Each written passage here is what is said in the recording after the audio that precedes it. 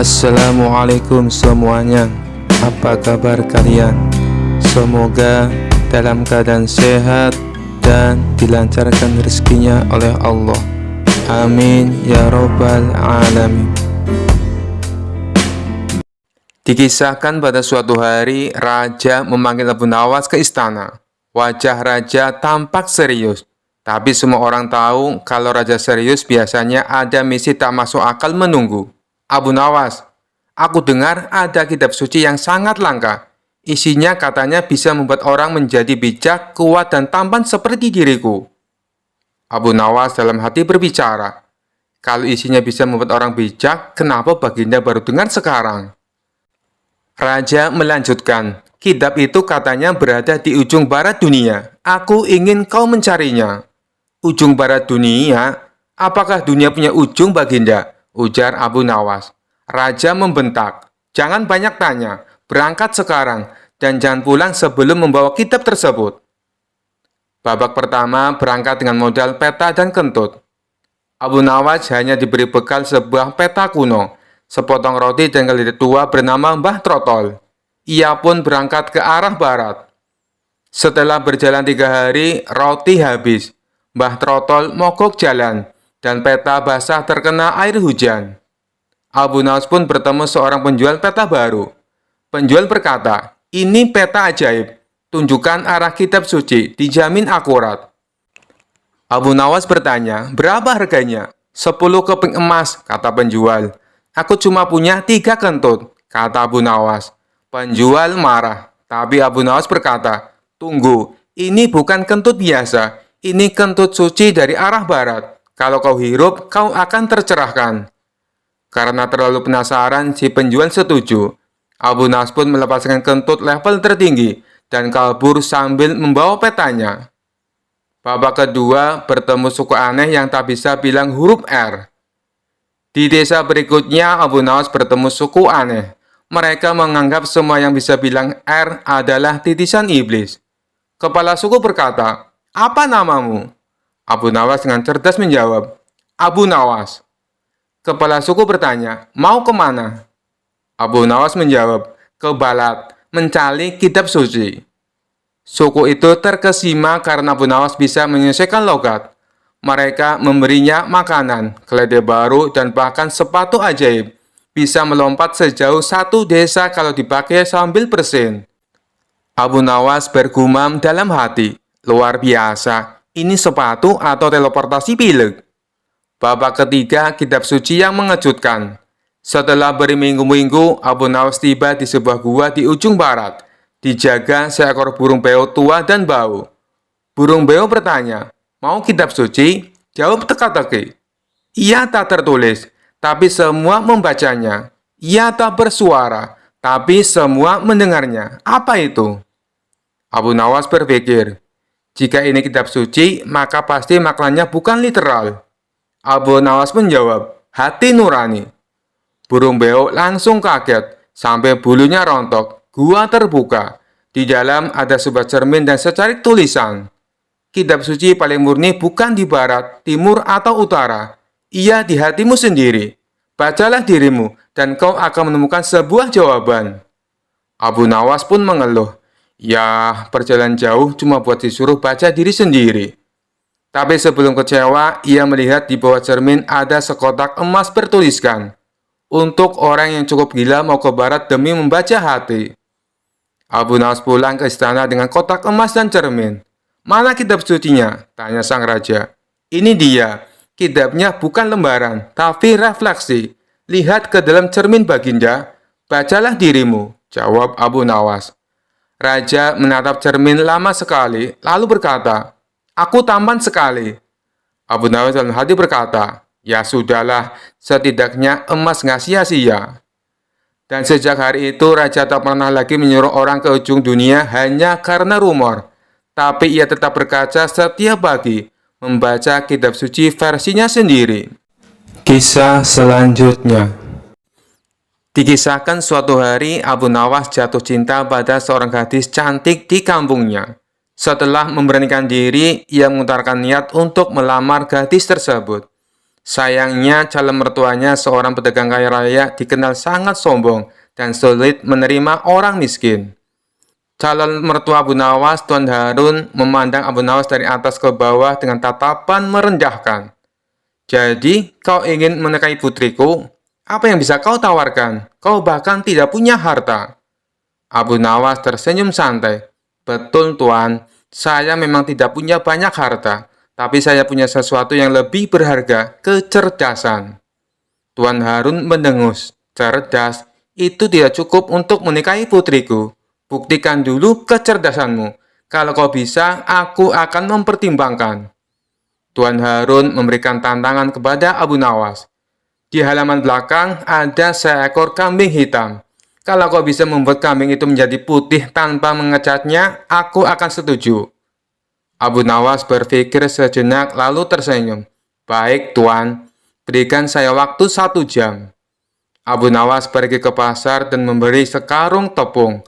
Ia kembali ke rumah Tuan Harun dan menaburkan tepung itu ke seluruh tubuh kambing hitam. Kini kambing itu tampak putih. Tuan Harun tertawa kecil. Itu hanya trik bodoh. Kalau tepungnya hilang, kambing itu tetap hitam. Abu Nawas menjawab, betul Tuan, tapi bukankah hidup ini juga hanya sementara? Warna bisa berubah, harta bisa hilang. Tapi yang penting adalah bagaimana kita menerima keadaan. Bukankah begitu, Tuan? Tuan Harun tercengang mendengar jawaban Abu Nawas yang filosofis. Tidak puas, Tuan Harun memberikan tantangan kedua. Kalau kau memang cerdas, buktikan bahwa kau bisa mengubah air menjadi emas. Abu Nawas meminta segelas air. Ia kemudian mengaduknya perlahan sambil berbisik. Setelah beberapa saat, ia menyerahkan gelas itu kepada Tuan Harun. Silakan minum, Tuan. Air ini akan berubah menjadi emas di dalam tubuh Anda. Tuan Harun bingung. Apa maksudmu? Abu Nawas menjelaskan, setelah Tuan meminum air ini, tubuh Tuan akan mendapatkan energi untuk bekerja lebih keras, menghasilkan uang lebih banyak dan menjadi lebih kaya. Bukankah itu sama saja dengan mengubah air menjadi emas? Tuan Harun tak bisa membantah logika Abu Nawas. Melihat kecerdasan Abu Nawas, calon mertuanya akhirnya menyerah. Baiklah Abu Nawas, aku setuju kau menikahi putriku. Tapi ingat, kalau kau gagal membahagiakannya, kau akan berhadapan denganku. Abu Nawas tersenyum. Jangan khawatir Tuan, kebahagiaan adalah keahlianku. Pernikahan pun digelar dengan meriah, dan Abu Nawas berhasil membuktikan bahwa kecerdasan bisa mengalahkan segala ujian, termasuk calon mertua yang sulit. Kisah selanjutnya. Abu Nawas, sang ahli strategi dan pembuat onar, kali ini mendapat tugas yang unik dari Baginda Raja. Raja sangat menyukai cincin merah delimanya yang hilang secara misterius. Abu Nawas pun ditugaskan untuk menemukan cincin tersebut. Dengan semangat membara, Abu Nawas memulai petualangannya. Ia menyusuri pasar-pasar, bertanya kepada setiap orang yang ditemuinya. Pernahkah kalian melihat cincin merah delima yang sangat berkilau? Tanyanya berulang kali. Sayangnya semua orang menggelengkan kepala. Hari berganti hari. Abu Nawas semakin putus asa. Ia bahkan sampai menyisir sungai dengan sisir raksasa, berharap cincin itu terjebak di antara sisirnya. Tentu saja usaha konyolnya itu pun sia-sia. Suatu hari Abu Nawas bertemu dengan seorang peramal. Dengan wajah serius, peramal itu berkata, cincinmu akan ditemukan jika kamu berpuasa selama 7 hari dan berdoa kepada bulan purnama. Abu Nawas pun menurut. Ia berpuasa dan berdoa setiap malam sambil memandang bulan. Setelah 7 hari berlalu, Abu Nawas merasa sangat lapar dan haus. Ia pun memutuskan untuk mengakhiri puasanya. Saat sedang menikmati hidangan lezat, tiba-tiba ia teringat pada cincin Baginda Raja. Dengan panik, ia menepuk-nepuk mulutnya. Aduh, aku lupa. Aku harus terus berpuasa. Keesokan harinya, sang raja datang menemuinya. Bagaimana pencarianmu, Abu Nawas? Tanya Baginda Raja penasaran. Abu Nawas menjawab dengan wajah sedih. Maafkan hamba, wahai raja. Aku belum menemukan cincin tersebut." Raja pun bertanya, "Lalu apa yang telah kau lakukan?" Abu Nawas menjawab dengan jujur, "Hamba telah berpuasa dan berdoa, wahai baginda raja. Namun hamba tergoda oleh makanan dan melanggar puasa." Raja tertawa terbahak-bahak mendengar jawaban Abu Nawas. "Kau ini memang lucu, Abu Nawas. Sudahlah, jangan terlalu dipikirkan. Cincin itu mungkin sudah hilang." Beberapa hari kemudian, seorang pelayan menemukan cincin merah delima yang terjatuh di balik lemari. Raja pun memanggil Abu Nawas. "Lihatlah, cincinmu telah ditemukan," kata baginda raja sambil menunjukkan cincin tersebut. Abu Nawas yang tersenyum. Ia tahu bahwa pertolongannya mencari cincin merah delima telah memberikan banyak hiburan bagi raja dan rakyatnya. Kisah selanjutnya. Dikisahkan suatu hari di sebuah pasar kota Baghdad terdengar kabar mengejutkan bahwa ada seorang biarawati asing yang pernah membakar Al-Quran di negeri asalnya. Biarawati itu terkenal sebagai sosok yang sombong dan gemar memperdebatkan agama dengan orang-orang. Kali ini ia datang ke Baghdad dan menantang siapa saja untuk berdebat. "Mana orang pintar di kota ini? Aku ingin membuktikan bahwa kepercayaanku lebih baik daripada kalian semua," teriak sang biarawati dengan lantang di tengah kerumunan. Mendengar keributan itu, Abu Nawas yang kebetulan lewat langsung maju ke depan dengan santai. "Aku Abu Nawas, orang biasa di kota ini. Aku menerima tantanganmu," katanya dengan senyum penuh percaya diri. Biarawati itu menatap Abu Nawas dari atas ke bawah. "Kau, tampangmu saja seperti pengemis. Kau yakin bisa berdebat denganku?" Abu Nawas tertawa kecil. "Tidak perlu tampang pintar untuk menang dalam debat. Cukup dengan akal sehat." "Baiklah," kata si biarawati. "Aku pernah membakar Al-Quran dan lihat, tidak ada yang terjadi padaku. Itu buktinya kitab kalian tidak punya kekuatan apa-apa." Orang-orang yang mendengar ucapan itu terkejut, tapi Abu Nawas tetap tenang. Ia mengusap dagunya, berpikir sejenak, lalu berkata, "Baik, kalau begitu mari kita uji logika sederhana." "Uji apa?" tanya biarawati dengan nada mengejek. Abu Nawas menunjuk sebuah botol kecil berisi air yang dijual oleh pedagang di pasar. "Coba ambil botol itu, lalu bakar airnya hingga habis." Biarawati mengerutkan dahi. "Bakar air? Itu mustahil. Air tidak bisa terbakar, hanya akan menguap." Abu Nawas tersenyum lebar. "Nah, sama seperti air tidak bisa terbakar. Firman Tuhan dalam Al-Quran tidak bisa dihapus hanya dengan membakar kertasnya. Yang kau bakar hanyalah kertas, bukan isi atau makna dari firman Tuhan itu." Kerumunan yang mendengar jawaban Abu Nawas bersorak dan tertawa. Sementara biarawati itu terdiam, wajahnya memerah karena malu.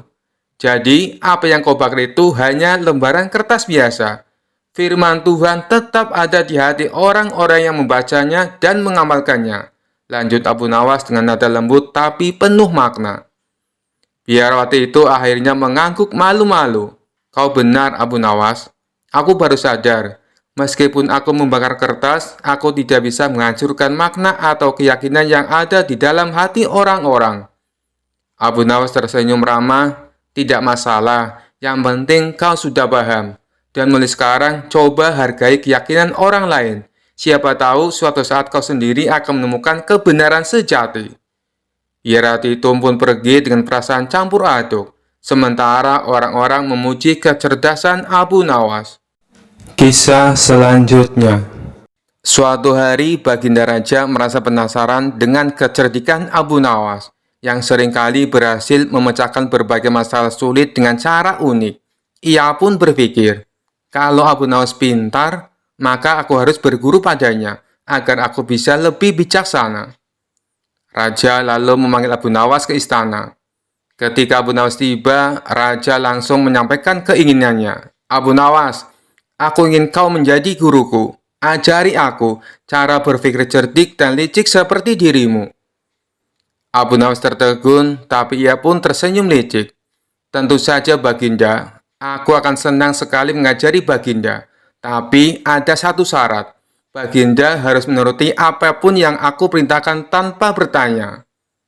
Raja yang penuh percaya diri langsung menyanggupi syarat tersebut. Baik, Abu Nawas, aku akan menurut. Mulailah pelajarannya. Abu Nawas tersenyum kemudian berkata, baiklah, pelajaran pertama, Baginda harus pergi ke pasar dengan membawa kendi penuh air. Dan berdirilah di tengah pasar sambil meneriakkan, inilah minyak wangi terbaik di negeri ini. Lakukan itu sampai semua orang berkumpul. Raja bingung, minyak wangi dari air, orang-orang akan tertawa padaku. Protes sang raja. Ini bagian dari pelajaran Baginda, jawab Abu Nawas sambil menahan tawa. Kalau Baginda ingin belajar kecerdikan, Baginda harus belajar menghadapi ejekan dulu. Raja pun akhirnya pergi ke pasar sambil membawa kendi air itu. Di tengah pasar, ia mulai berteriak, inilah minyak wangi terbaik di negeri ini. Orang-orang yang lewat mulai tertawa kecil melihat tingkah sang raja. Seorang pedagang mendekat dan berkata, Baginda, bukankah itu hanya air biasa? Raja menahan malu tapi ingat janjinya pada Abu Nawas. Ia pun menjawab dengan lantang, tidak, ini minyak wangi terbaik. Setelah beberapa saat menahan malu di pasar, Raja kembali ke istana dengan wajah merah. Abu Nawas menyambutnya dengan senyum lebar. Baginda, pelajaran kedua sekarang. Kali ini Baginda harus menanam biji-bijian di taman istana sambil menghadap ke arah matahari terbenam, kata Abu Nawas serius. Raja yang meleleh berkata, apa gunanya semua ini Abu Nawas? Ini semua tak ada artinya. Abu Nawas tersenyum sambil berkata, Baginda, inti dari semua ini adalah bahwa tidak semua masalah diselesaikan dengan cara logis atau serius. Kadang masalah bisa dihadapi dengan berpikir terbalik atau bahkan bercanda. Raja akhirnya tertawa terbahak-bahak menyadari bahwa Abu Nawas mengajarinya untuk berpikir lebih fleksibel dan menikmati setiap tantangan tanpa terlalu serius. Pelajaran itu pun menjadi pelajaran tak terlupakan bagi sang raja. Dan sejak itu ia belajar untuk lebih terbuka pada cara-cara unik dalam menghadapi sebuah masalah. Kisah selanjutnya. Dikisahkan pada suatu hari, seorang pedagang kaya raya dari negeri tetangga datang menemui Abu Nawas. Ia mendengar kabar bahwa Abu Nawas adalah seorang yang sangat cerdas, sekaligus seorang muslim yang taat. Pedagang itu merasa penasaran apakah Abu Nawas benar-benar sekuat itu memegang keyakinannya. Pedagang itu membawa sebuah koper besar yang berisi emas dan uang. Ia berkata kepada Abu Nawas dengan nada yang sangat meyakinkan, Abu Nawas, aku akan memberikan koper emas ini lengkap dengan seluruh uang di dalamnya, jika engkau mau meninggalkan agamamu dan mengikuti keyakinanku. Abu Nawas menggaruk-garuk kepalanya seolah-olah sedang berpikir keras. Ia lalu memandangi koper besar itu dengan tatapan yang sangat serius. Koper ini berat sekali. Apa benar isinya emas dan uang? Benar sekali, kata pedagang itu. Semua ini untukmu, asal kau mau berpindah keyakinan. Abu Nawas meminta izin untuk memeriksa koper tersebut. Pedagang kaya itu setuju. Abu Nawas membuka koper tersebut dan melihat emas yang berkeliaran serta uang yang melimpah di dalamnya. Ia tersenyum kecil. Kau yakin hanya ini syaratnya?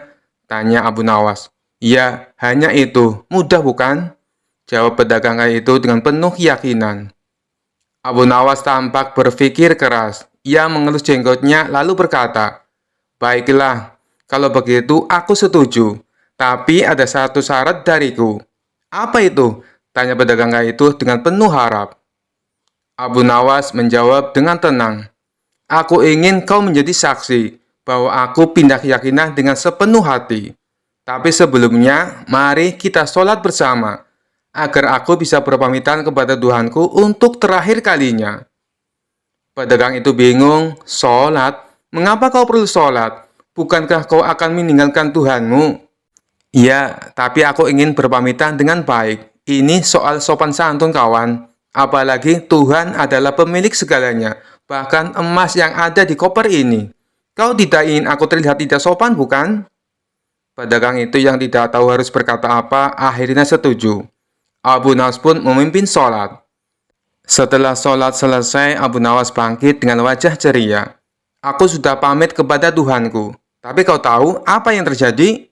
Apa? Tanya pedagang itu. Tuhanku mengatakan, Abu Nawas, apakah kau ingin menukarku dengan koper yang isinya ciptaanku?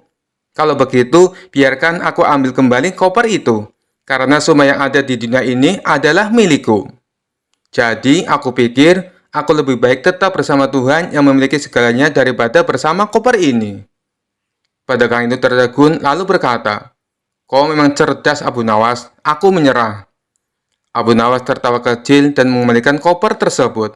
Bawa koper ini kembali, kawan. Tapi ingat, iman tak bisa dibeli dengan emas atau uang, apalagi dengan koper. Pedagang itu pergi dengan wajah malu, sementara Abu Nawas kembali ke rumahnya sambil tertawa puas. Kisah selanjutnya. Suatu hari, Abu Nawas sedang berjalan-jalan di pasar. Seperti biasa, dia disapa oleh banyak orang yang kagum dengan kecerdasannya. Namun, hari itu, seorang pria bisu datang mendekat dan mulai menggerak-gerakkan tangan dan wajahnya dengan ekspresi marah, seolah-olah mengajak Abu Nawas untuk berdebat. Abu Nawas yang terkenal cerdik dan humoris segera menyadari tantangan unik ini. Dia tidak bisa mengabaikan ajakan berdebat tersebut, meskipun lawannya tidak bisa berbicara. Maka dia pun berusaha menanggapi dengan isyarat dan gerakan. Pria bisu itu mengacungkan satu jari ke arah Abu Nawas. Abu Nawas berpikir sejenak, lalu mengacungkan dua jari sebagai balasan. Orang-orang di sekitar mulai berkumpul penasaran dengan apa yang sedang terjadi. Pria bisu itu kemudian mengacungkan tiga jari, dan Abu Nawas dengan tenang mengangkat kepalan tangannya. Orang-orang mulai tertawa, tetapi mereka masih tidak mengerti apa yang sedang mereka bicarakan. Pria bisu itu kemudian membuat gerakan melingkar dengan tangannya, seolah-olah menggambarkan dunia. Abu Nawas menjawab dengan menunjuk ke tanah. Pria bisu itu menggelengkan kepala dengan keras, lalu menunjuk ke langit. Abu Nawas tersenyum dan mengangguk. Setelah beberapa menit, pria bisu itu tampak bingung. Kemudian dia mengangguk dan pergi. Orang-orang di sekitar bertepuk tangan dan tertawa, terhibur oleh pertunjukan yang baru saja mereka saksikan. Seorang teman Abu Nawas yang penasaran bertanya, Abu Nawas, apa sebenarnya yang kalian bicarakan tadi? Itu terlihat seperti perdebatan yang sangat serius. Abu Nawas tertawa dan menjelaskan. Awalnya, dia mengacungkan satu jari. Artinya, dunia ini hanya ada satu Tuhan. Saya menjawab dengan dua jari. Artinya, Tuhan menciptakan dua alam, dunia dan akhirat. Kemudian, dia mengacungkan tiga jari, yang artinya adalah tiga unsur utama, manusia, hewan, dan tumbuhan. Saya menjawab dengan kepalan tangan, yang berarti kita semua berada di bawah kekuasaan Tuhan yang satu. Ketika dia menggambarkan dunia dengan tangannya, saya menjawab dengan menunjuk ke tanah. Artinya segala sesuatu berasal dari bumi. Ketika dia menunjuk langit, saya setuju bahwa Tuhan mengawasi kita dari atas. Pada akhirnya, dia menyadari bahwa kita berdua memiliki pemahaman yang sama, dan perdebatan selesai. Semua orang tertawa terbahak-bahak mengagumi kecerdikan Abu Nawas. Bahkan pria bisu itu kembali dan memberi isyarat jempol kepada Abu Nawas sebagai tanda penghormatan. Kisah selanjutnya. Diceritakan ada seorang musafir datang ke istana menemui Baginda Raja. Ia mengaku punya sebuah teka-teki yang tidak pernah terpecahkan oleh siapapun. Baginda Raja yang memang suka dengan permainan tersebut meminta si musafir untuk menunjukkan teka-tekinya. Apakah teka-tekimu berupa pertanyaan? Tanya Baginda Raja. Bukan paduka yang mulia, jawab si musafir. Baiklah, coba tunjukkan padaku. Barangkali aku bisa menebaknya, balas Baginda Raja. Kemudian si musafir membuat garis lingkaran dengan menggunakan tongkatnya. Silahkan paduka, jawab si musafir. Apa yang harus aku jawab? Bukankah itu hanya sebuah lingkaran? Tanya Baginda Raja bingung. Jawabannya bukan dengan kata-kata, Paduka. Tapi Paduka harus membuat garis di antara lingkaran itu. Jelas si pemuda. Mendengar hal itu, Baginda Raja bertambah bingung. Akhirnya Baginda Raja mengundang para pejabat istana dan seluruh orang terbelajar untuk menjawab teka-teki yang aneh itu. Akan tetapi, mereka semua tidak ada yang bisa menebaknya. Jangankan untuk menebak, untuk memahami maksud teka-tekinya saja, mereka sama sekali tidak tahu. Hal ini membuat Baginda Raja menjadi marah. Jika kalian tidak dapat menjawab teka-teki orang ini, maka aku akan berikan seluruh kekayaan kalian kepadanya, ancam Baginda Raja. Seluruh pejabat istana dan orang-orang terbelajar pun mulai gelisah. Lalu mereka meminta waktu 24 jam untuk memahami teka-teki tersebut. Baginda Raja pun menyetujui permintaan mereka. Namun setelah sehari berlalu, mereka masih saja belum menemukan solusinya. Bagaimana? Apakah kalian sudah mendapatkan jawabannya? Tanya Baginda Raja. Ampun Paduka yang mulia, kami sangat bingung. Jangankan untuk menjawab teka-tekinya, memahami maksudnya saja kami tidak tahu. Jawab salah satu dari mereka. Tapi saya punya solusinya Paduka. Sebaiknya kita undang saja Abu Nawas. Saya kira tidak ada seorang pun kecuali dia yang dapat memberikan jawaban dengan tepat untuk teka-teki seperti ini, kata mereka melanjutkan. Baiklah, sekarang kalian cari Abu Nawas dan bawa dia ke sini, perintah Baginda Raja. Maka mereka pun pergi ke rumah Abu Nawas untuk meminta pertolongan. Di depan Abu Nawas, para pejabat istana ini mengadukan permasalahan yang dihadapinya. Tolonglah kami Abu Nawas, kalau sampai teka-teki ini tidak terjawab, seluruh harta kekayaan kami akan diberikan kepada orang musafir itu, pinta mereka. Kalau aku bisa menjawabnya, apa yang akan aku dapatkan? Tanya Abu Nawas. Kami akan memberikanmu keledai yang bagus. Nanti kami akan mengajakmu ke pasar hewan. Kamu boleh pilih keledai mana yang kamu sukai. Jawab mereka. Mengetahui hadiah yang akan didapatkan, Abu Nawas seketika menjadi semangat. Ayo, kita ke istana sekarang, ajak Abu Nawas. Mereka pun lalu berangkat bersama-sama.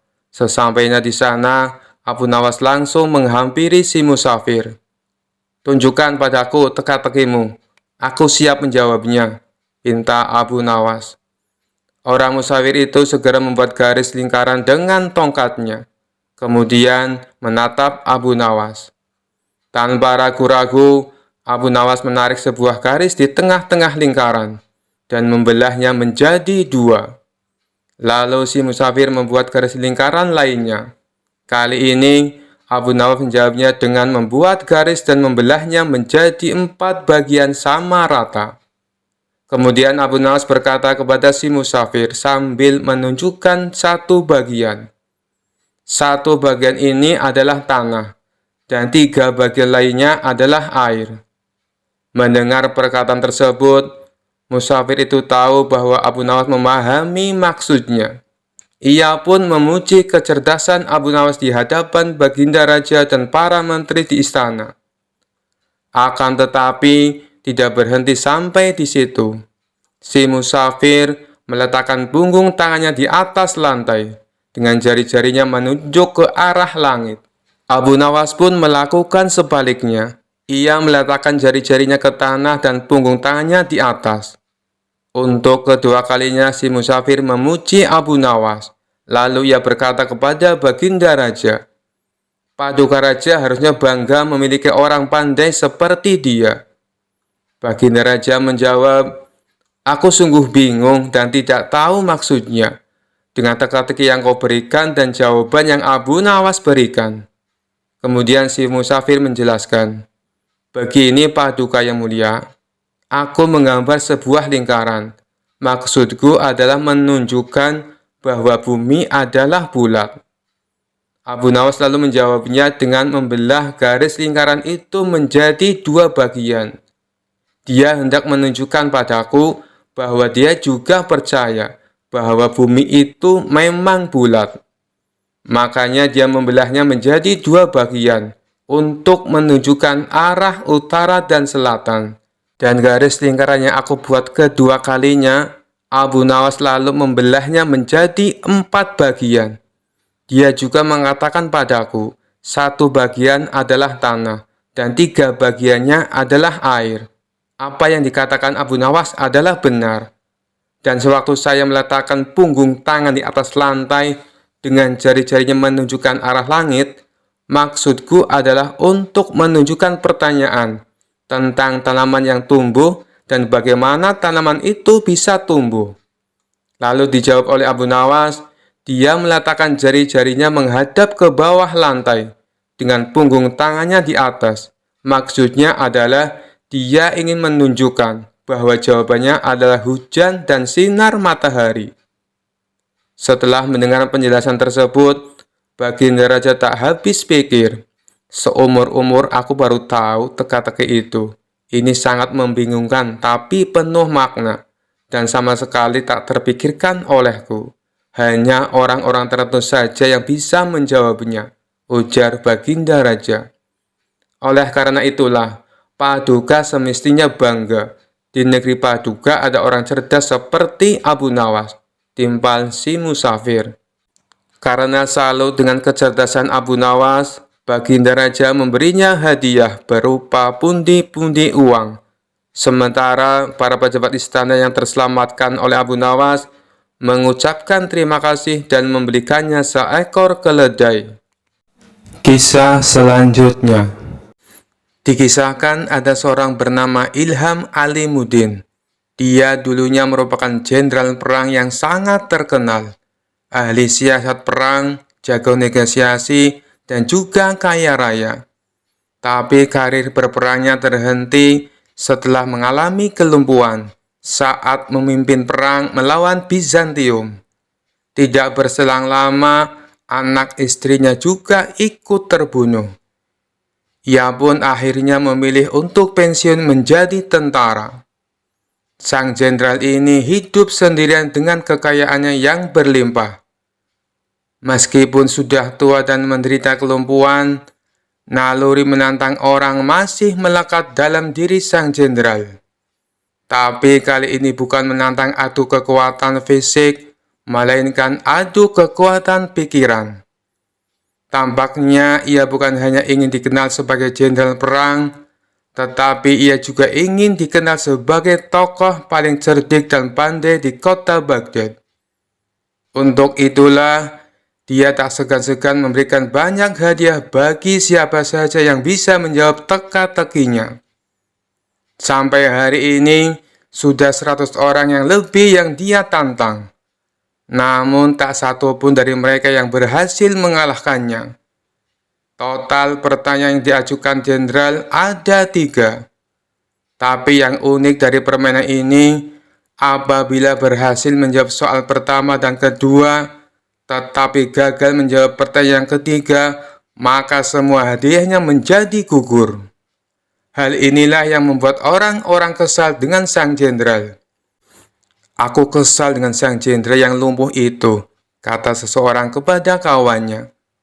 Pertanyaan pertama dan kedua berhasil aku jawab dengan benar. Tapi pas pertanyaan ketiga, dia tanya, siapakah malaikat yang menyiksa manusia? Langsung saja aku jawab malaikat Malik. Dia bilang jawabanku itu katanya salah. Loh, bukannya jawabanmu itu benar? Tanya kawannya heran. Kamu juga salah. Aku kira kamu pintar. Yang benar itu malaikat Zabaniyah. Malaikat-malaikat hanya penjaga neraka. Timpal orang tersebut kepada kawannya. Suatu hari, datanglah seorang pemuda ke rumah sang jenderal. Pemuda ini sangat terkenal pandai dan cerdik di kotanya. Ia menerima tantangan sang jenderal untuk menjawab teka-tekinya. Namun seperti tamu-tamu yang lainnya, pemuda itu gagal mengalahkan sang jenderal. Karena kesal dan kecewa, pemuda itu pun berkata, "Wahai jenderal, apakah Tuan berani menantang Abu Nawas?" "Wah, ide bagus itu. Sampaikan kepada Abu Nawas, saya menantang dia." Maka pergilah pemuda itu ke rumah Abu Nawas dan menyampaikan tantangan debat dari sang jenderal. Sementara sang jenderal menyiapkan materi yang lain dari biasanya. Bisa dibilang kali ini teka-tekinya sangat sulit dipecahkan. Itu karena mengingat reputasi Abu Nawas adalah pujangga yang cerdik dan mempunyai 1001 akal. Oleh karenanya, sang jenderal sangat berhati-hati dan tidak sembarangan dalam membuat pertanyaan. Esok harinya, datanglah Abu Nawas ke rumah sang jenderal. "Silakan masuk Abu Nawas," sambut sang jenderal kepada Abu Nawas. Ternyata sang jenderal telah menyiapkan hidangan untuk tamu istimewanya itu. Setelah selesai makan dan minum, sang jenderal tanpa basa-basi mengutarakan niatnya. "Begini Abu Nawas, saya ada 3 pertanyaan untuk kamu. Kalau kamu bisa menjawabnya, dan ini khusus untuk kamu, hadiahnya akan saya tambah 2 kali lipat. Bukan 100.000 dirham, tetapi 200.000 dirham." Abu Nawas langsung terperanjat dengan hadiah yang ditawarkan oleh sang jenderal. "Namun ada syaratnya Abu Nawas. Kalau kamu tidak bisa menjawab semua pertanyaanku, sebagai hukumannya kamu harus berpidato di depan umum. Kalau aku adalah orang yang paling pintar di kota Baghdad," ucap sang jenderal kepada Abu Nawas. Tanpa menunggu lama, Abu Nawas langsung mengiyakan tawaran sang jenderal. "Baiklah Abu Nawas, sekarang kita mulai saja," sahut sang jenderal. "Tapi sebelumnya tutup matamu dengan kain ini, dan engkau harus menggendongku karena aku akan mengajakmu ke suatu tempat." Maka dengan mata tertutup kain, Abu Nawas menggendong sang jenderal. Kemudian, sang jenderal mengajak Abu Nawas ke tempat peternakan unta miliknya, di mana tempat itu tidak pernah dimasuki oleh orang lain. "Berhenti Abu Nawas," kata sang jenderal. "Pertanyaan pertama, katakan apa yang ada di hadapanmu," tanya sang jenderal. "Ini gila, mana mungkin saya tahu dengan keadaan mata tertutup," pikir Abu Nawas.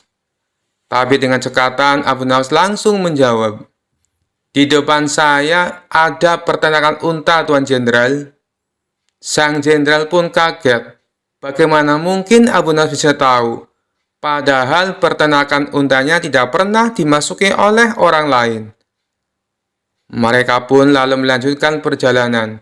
Sang jenderal tetap digendong oleh Abu Nawas. 1 jam kemudian, sang jenderal berkata, "Berhenti Abu Nawas. Sekarang katakan padaku, apa yang ada di hadapanmu?" Sejenak Abu Nawas berpikir. Ia pun lalu menjawabnya, "Di depan saya ada sungai. Di sekitarnya ada pohon tin dan pohon zaitun," jawab Abu Nawas. Sang jenderal kembali dibuatnya kaget. Bagaimana mungkin Abu Nawas bisa menjawabnya dengan tepat? Dia pasti mempunyai ilmu sihir, pikir sang jenderal. "2 pertanyaan sudah kamu jawab dengan benar," ujar sang jenderal. "Mari kita lanjutkan perjalanan untuk pertanyaan terakhir," ajak sang jenderal. Sang jenderal kemudian menuntun Abu Nawas melewati gurun, hingga sampailah mereka berdua ke tempat pelacuran yang terletak di tengah-tengah padang pasir. "Berhenti Abu Nawas. Sekarang katakan padaku, apa yang ada di hadapanmu?" tanya sang jenderal. Abu Nawas tidak langsung menjawab. Ia berkonsentrasi penuh. Kemudian pelan-pelan dia menjawab, "Di depan saya ada wanita telanjang, Tuan Jenderal." Sang jenderal pun kaget bukan main. Semua pertanyaannya bisa dijawab dengan tepat oleh Abu Nawas dengan mata tertutup. Sesuai kesepakatannya, akhirnya esok paginya sang jenderal menyerahkan hadiahnya di depan istana dan disaksikan oleh Baginda Raja dan masyarakat. Tapi sebelum memberikan hadiahnya, sang jenderal berpidato menceritakan pengalaman mereka berdua. "Wahai Abu Nawas, saya masih penasaran. Bagaimana kamu bisa menjawab semua pertanyaanku, sedangkan kedua matamu tertutup kain?" tanya sang jenderal. "Itu mudah saja, Tuan Jenderal," jawab Abu Nawas. "Ketika Tuan mengajukan pertanyaan pertama, kaki saya menginjak kotoran unta. Dari situlah saya menebak kalau saya berada di peternakan unta." Baginda Raja tersenyum mendengar jawaban Abu Nawas, sedangkan sang jenderal hanya bisa geleng-geleng kepala. Lalu dengan pertanyaan kedua, "Bagaimana kamu bisa menjawab dengan tepat?" tanya sang jenderal. Abu Nawas kembali menjawab, "Meskipun mata saya tertutup, tapi telinga saya bisa mendengar adanya suara air mengalir dan burung puyuh yang berkicau. Burung puyuh hanya mau makan biji-bijian buah tin dan zaitun. Sedangkan pohon tin dan zaitun hanya tumbuh di pinggiran sungai." Lagi-lagi Baginda Raja tersenyum. Sang jenderal dibuatnya terperangah dengan jawaban Abu Nawas. "Baiklah, semua jawabanmu itu masuk akal. Tapi, kenapa kamu juga bisa menebak dengan tepat atas pertanyaan yang ketiga?" tanya sang jenderal penasaran. Dengan entengnya Abu Nawas menjawab, "Itu sangat mudah sekali, Tuan. Saat Tuan menyuruh saya berhenti, tiba-tiba saja saya merasakan ular Tuan bergerak-gerak di punggung saya." "Nut-nutan, Tuan Jenderal," jawab Abu Nawas sambil menahan tawa. "Dari situlah saya bisa mengetahui kalau di depan saya ada wanita telanjang." Spontan saja Baginda Raja ikut tertawa terpingkal-pingkal mendengarnya. Sedangkan sang jenderal hanya bisa tersenyum kecut menahan rasa malu. Kisah selanjutnya. Dikisahkan Abu Nawas mempunyai tetangga seorang tuan tanah yang kaya raya. Hampir seluruh penduduk desa bekerja di perkebunannya. Namun tuan tanah tersebut mempunyai sifat pelit dan bahil. Tak hanya itu, selain berprofesi sebagai tuan tanah, ia juga menjadi rentenir. Hal inilah yang membuat Abu Nawas resah. Selaku ulama sufi, ia ingin membuat tetangganya itu bertobat atas perbuatannya. Setelah merenung agak lama, akhirnya Abu Nawas menemukan ide yang cemerlang.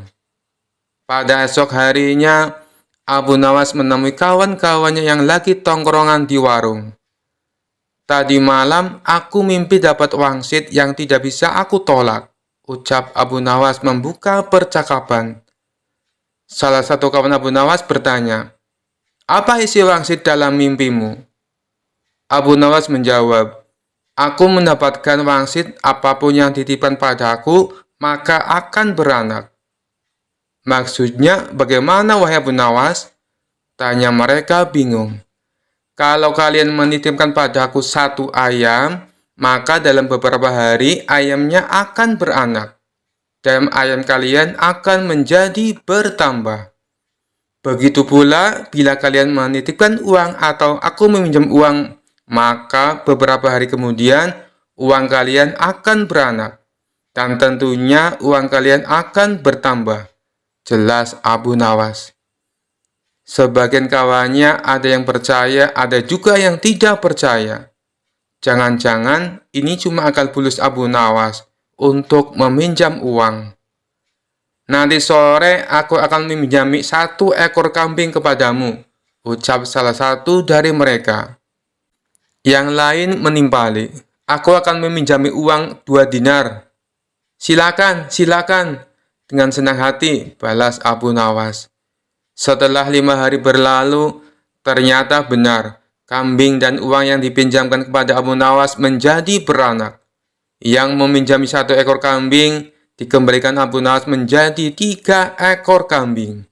Yang meminjami uang 2 dinar dikembalikan oleh Abu Nawas menjadi 5 dinar. Berita tentang Abu Nawas tersebut tersebar ke seluruh penduduk desa dan sampai ke telinga tuan tanah pelit yang menjadi rentenir.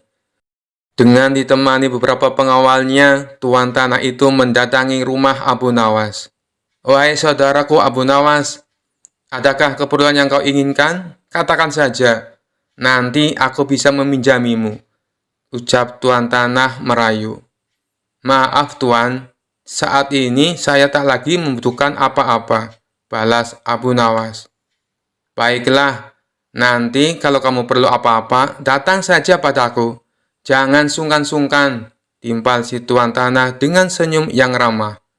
"Baik tuan, kapan-kapan saya akan ke rumah tuan," ucap Abu Nawas. Tuan tanah dan para pengawalnya pun pamit pulang meninggalkan rumah Abu Nawas. Pada suatu sore, Abu Nawas merasakan lapar. Ia tak mempunyai apapun di dalam rumah untuk dimakan. Kemudian, Abu Nawas mendatangi tuan rumah untuk meminjam 3 butir telur. Dengan senang hati, si tuan tanah menyambut dan meminjamkannya kepada Abu Nawas. 5 hari kemudian, Abu Nawas mengembalikan telur yang dipinjamnya.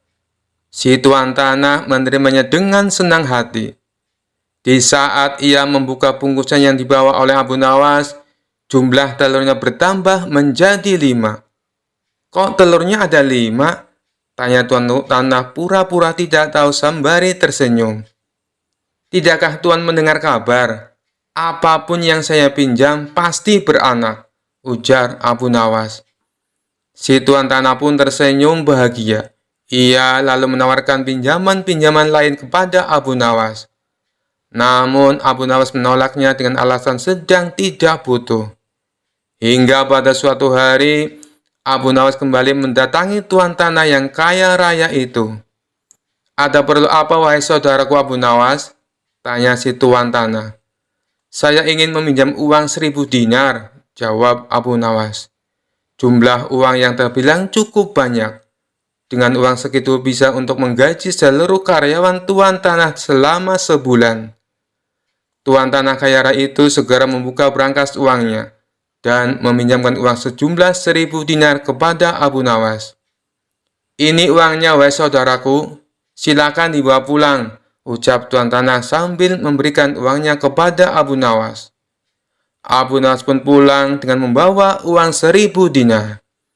Sementara tuan tanah yang pelit itu berhayal, "Tidak lama lagi uangku akan bertambah banyak," ucapnya dalam hati kegirangan. Hari berganti hari, si tuan tanah merasa tidak sabar menunggu kedatangan Abu Nawas. 5 hari berlalu, Abu Nawas masih belum juga datang. Tak terasa sudah berjalan 1 bulan, dan Abu Nawas tak kunjung datang ke rumahnya. Karena tidak sabar, si tuan tanah mendatangi Abu Nawas dengan didampingi pengawalnya. "Wahai Abu Nawas, sudah sebulan aku menantimu, tapi kamu malah tidak datang," kata si tuan tanah. "Oh iya tuan, maafkan saya. Sebenarnya saya akan ke rumah tuan, namun saya sangat sibuk. Tapi berhubung tuan sudah ada di rumah saya, sekalian saja ada yang mau saya bicarakan," kata Abu Nawas beralasan. "Tidak apa-apa wahai saudaraku, silakan, apa yang mau kau bicarakan?" balas si tuan tanah. "Begini tuan," Abu Nawas mencoba menjelaskan. "Uang yang tuan titipkan padaku 3 hari kemudian mati. Boro-boro bisa beranak, yang ada malah mati tak tersisa." "Apa maksudmu wahai Abu Nawas?" tanya tuan tanah penuh emosi. "Kamu mau mempermainkan aku ya?" sambungnya.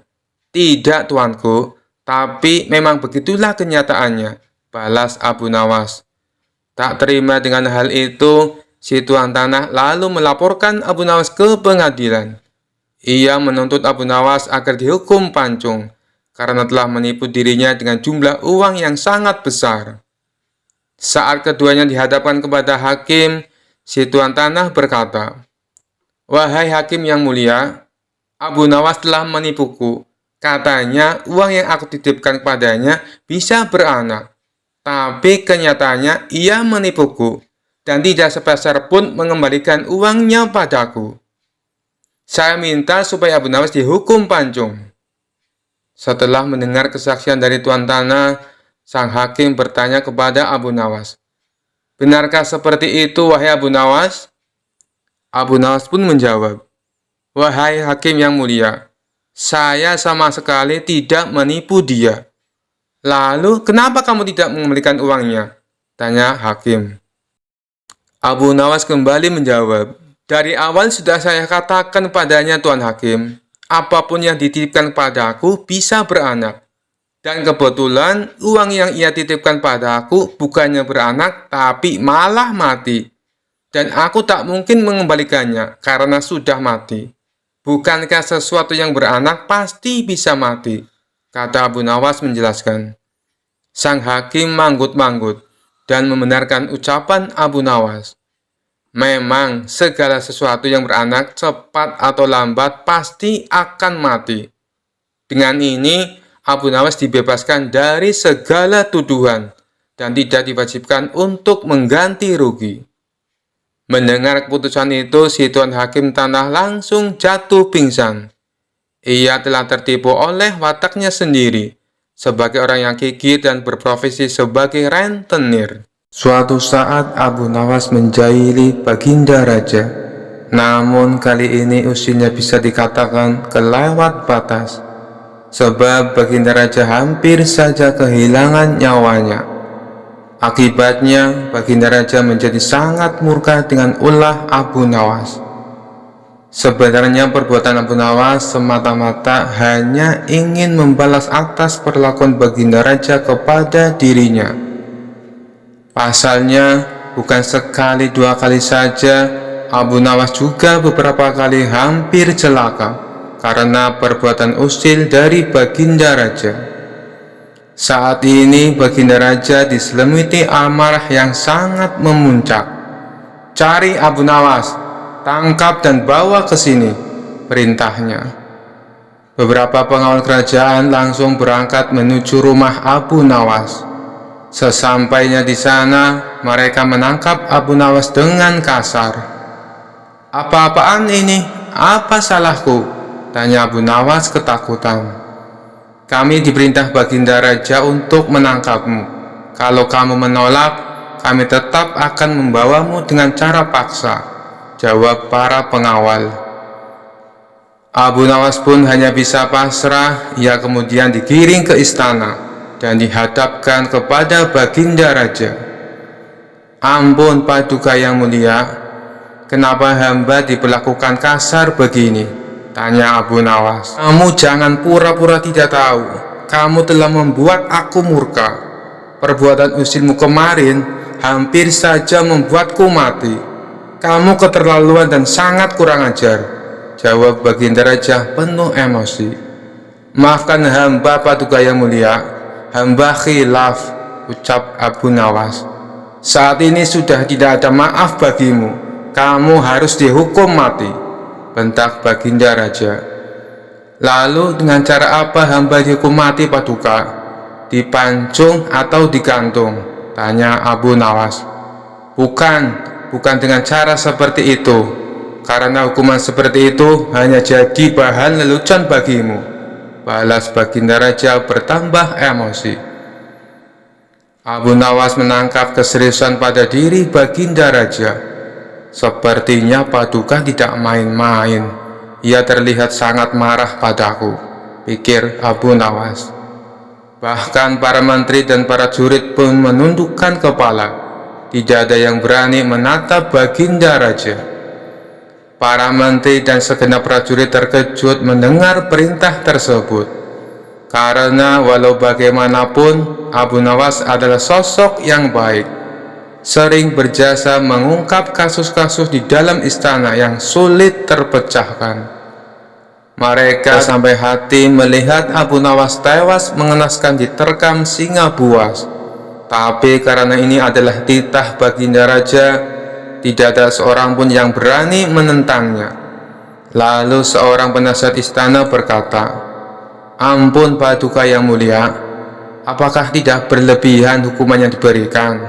Bukankah lebih baik bila Abu Nawas dihukum penjara saja?" Ujar penasihat istana coba membela Abu Nawas. "Kalau tidak suka dengan keputusanku, kau boleh ikut dengan Abu Nawas," hardik Baginda Raja. Sang penasihat istana hanya terdiam. Ia tidak berani membantahnya. Sementara Abu Nawas tertunduk lesu mendengar keputusan tersebut. Tubuhnya langsung lemas dan gemetaran.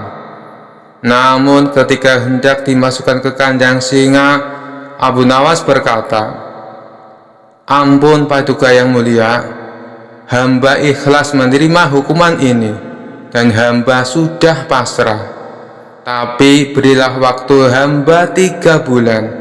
Hamba ingin agar di akhir kematian disibukkan oleh kegiatan amal ibadah," pinta Abu Nawas. Sejenak Baginda Raja terdiam. Tidak berapa lama kemudian Baginda Raja berkata, "Baik, aku kabulkan permintaanmu. Tapi selama itu pula kamu harus hidup dalam penjara dan kamu dilarang menemui keluargamu." Abu Nawas pun menyetujui syarat tersebut. "Kalau diperkenankan, bolehkah saya minta satu permintaan lagi?" tutur Abu Nawas. "Apa permintaanmu?" tanya Baginda Raja. "Supaya kehidupan hamba di dalam penjara tidak membosankan, izinkan hamba memberi makan singa yang ada di kandang," jawab Abu Nawas. "Tidak masalah, nanti ruang penjaramu bersebelahan dengan kandang singa," ujar Baginda Raja. Maka dimasukkanlah Abu Nawas ke penjara.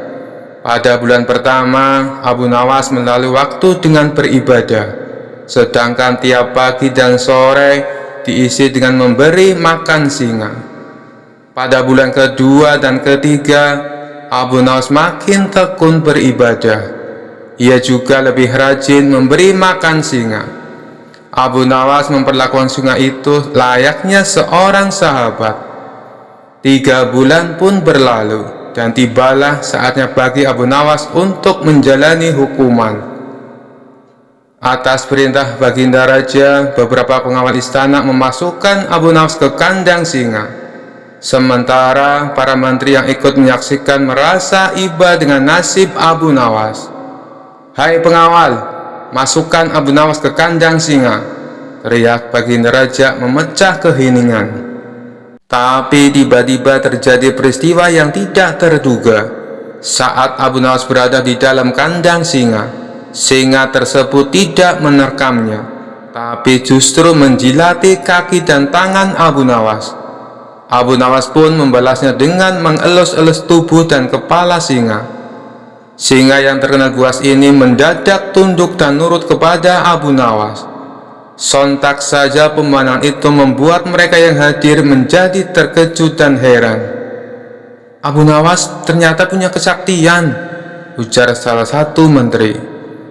Dikarenakan singa itu tidak mau menerkam, akhirnya Abu Nawas dikeluarkan dari kandang dan disuruh menghadap Baginda Raja. "Hai Abu Nawas, kenapa singa itu tidak mau memakanmu? Kamu punya kesaktian?" tanya Baginda Raja heran. "Sama sekali hamba tidak punya kesaktian, Paduka," jawab Abu Nawas. "Tapi kenapa singa itu tidak mau memakanmu?" tanya Baginda Raja lagi. "Begini Paduka yang mulia, selama 3 bulan ini hamba rutin memberi singa itu makan dan minum, dan hamba juga memperlakukan dia dengan baik. Oleh sebab itulah hamba tidak dimangsanya, sebab dia pikir hamba adalah orang yang berjasa bagi dia. Padahal hanya 3 bulan hamba memperlakukan dia dengan baik. Dia memang seekor singa yang buas, tapi dia tahu balas budi. Buktinya, dia tidak memangsa hamba. Sedangkan Paduka sendiri, bertahun-tahun hamba mengabdi kepada Paduka dan berjasa bagi istana ini. Tapi hanya karena satu kesalahan, Paduka begitu tega menjatuhkan hukuman mati kepada hamba. Tutur Abu Nawas menjelaskan. Mendengar hal itu, Baginda Raja pun menyadari akan kesalahannya. Maafkan aku Abu Nawas, aku telah berbuat khilaf. Baiklah, sekarang kamu boleh pulang. Dan ini ada hadiah uang untukmu dan keluargamu. Terimalah sebagai rasa terima kasihku karena telah menyadarkanku, ujar Baginda Raja. Kisah selanjutnya. Sekian dulu perjumpaan kita kali ini. Sampai bertemu lagi di kisah-kisah selanjutnya. Terima kasih yang sudah subscribe dan setia menonton channel ini. Wassalamualaikum warahmatullahi wabarakatuh.